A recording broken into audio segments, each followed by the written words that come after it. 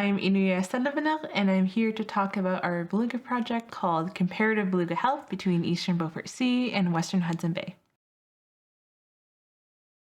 I've been super lucky to grow up in Baffin Island, and after spending 5 years in a southern university, I decided to go into research on marine mammals.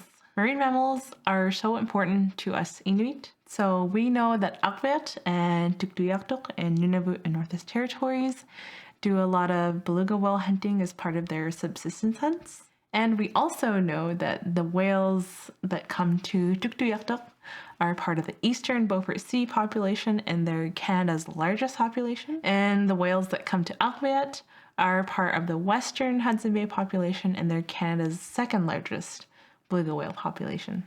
With all the changes in the environment, new species coming, and some local concern, it's important to look at beluga health. And we're looking at beluga health through a few different ways.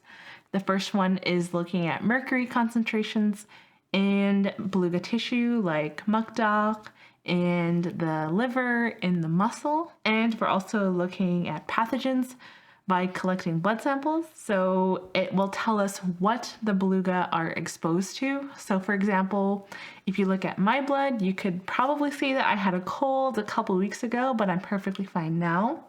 And that's exactly what the beluga blood samples will tell us, is what beluga are exposed to, not necessarily that they're sick. And finally, we're going to be documenting in ArcticNet and Inuvialuit knowledge in Enooyaq. We know each region has different hunting preferences, so combining all these different techniques to look at beluga health will give us a better idea of how the beluga are doing in each region, and comparing these two populations against each other gives us a really good idea of how both of them are doing. And we're always ready to listen. So we'll be making regular visits to ArcticNet to collect samples, do interviews, and keep consulting with the HTO and community members.